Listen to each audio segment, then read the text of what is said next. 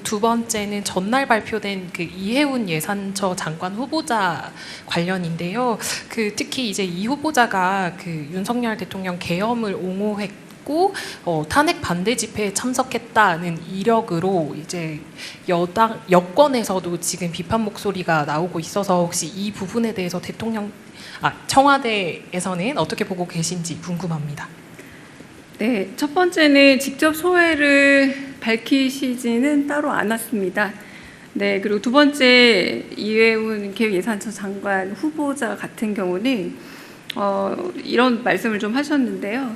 그 서로 같은 생각을 가진 사람들만 정부를 구성한다기보다 서로 다른 생각을 가진 사람일지언정 언제나 여러 번 말씀하셨다시피 좀 격렬한 토론을 통해서 그 차이와 그리고 견해에 있어서 접점을 만들어가는 것이고, 그 접점을 만들어가는 과정 자체가 새로운 정책과 좀 더 합리적인 정책을 만들어가는 그런 지점이 될 수 있다라고 말을 했고, 그리고 과거에 좀 용납할 수 없었던 내란이나 혹은 이런 부분에 대한 발언에 대해서는 본인이 직접 좀 더 충분히 소명해야 되고, 그 부분에 있어서 단절의 의사를 좀 더 표명해야 되는 게 맞는 것이 아닌가. 이건 정확한 워딩은 아닙니다만 그런 부분에 있어서는 조금 더 이해운 후보자의 좀 명확한 입장 표명이 필요하지 않을까라는 이야기가 좀 없지 않아 있었습니다.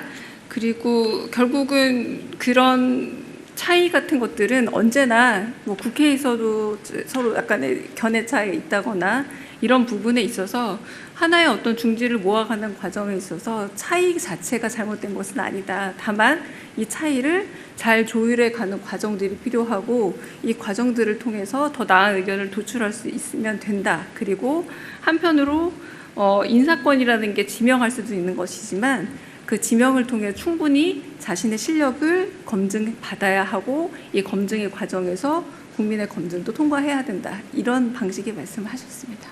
네. 네.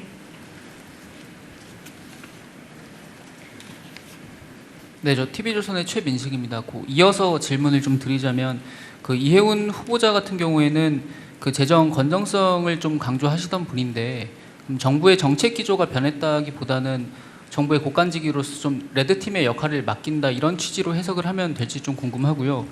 그리고 오늘 아침 차담회에서도 그 환율 문제에 대해서도 좀 보고받고 대책을 논의하신 게 있으신지 궁금합니다. 네.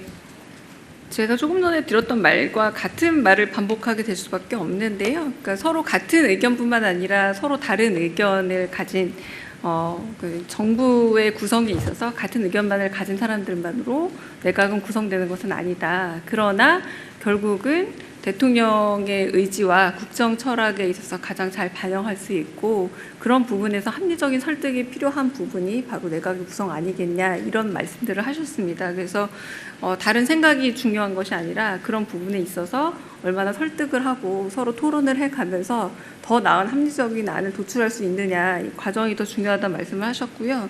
환율 관련된 문제는 오늘 아침에 특별히 의제에 올라오진 않았습니다.